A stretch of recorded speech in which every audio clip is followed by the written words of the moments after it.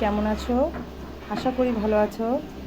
আজ করছি নিরামিষ শনিবারে, তাই চাল কুমড়া দিয়ে চাকতলি ভাজা। দেখো তোমরা কেমন করে করি। সর্ষেটা বেটে নেব, 2টা লঙ্কা দিয়ে, এটা পুর ভরার জন্য চাল কুমড়ার ভেতরে। সর্ষেটা একটু বেটে নিচ্ছি।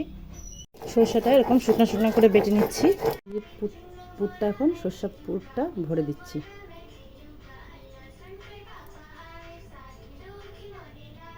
এইভাবে সবগুলো পুর ভরে নেব। আমাদের চাল কুমড়ার ভিতরে সবগুলো পুর ভরা হয়ে গেছে। এখন বড়া করার জন্য চালের গুঁড়া গুলিয়ে নেব। চালের গুঁড়াটা আগে থেকে বেটে রেখেছিলাম, এখন বেসন দিয়ে দেব। আর এই যে লবণ দিয়ে দিচ্ছি, হলুদ দিয়ে দিচ্ছি, ভাজার জন্য তেল দিয়ে দিচ্ছি। আর তুমি বলো না, গুলোটার মধ্যে চাল কুমড়াগুলো দিয়ে দিচ্ছি। এখন বড়াটা ছেড়ে দেব।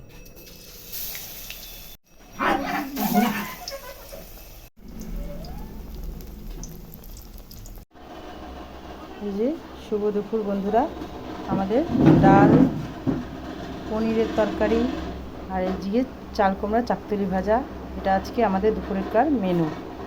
লেবু আছে, যে ভাত। তো লাঞ্চ করে নিচ্ছি, তোমরা করে নাও। টাটা।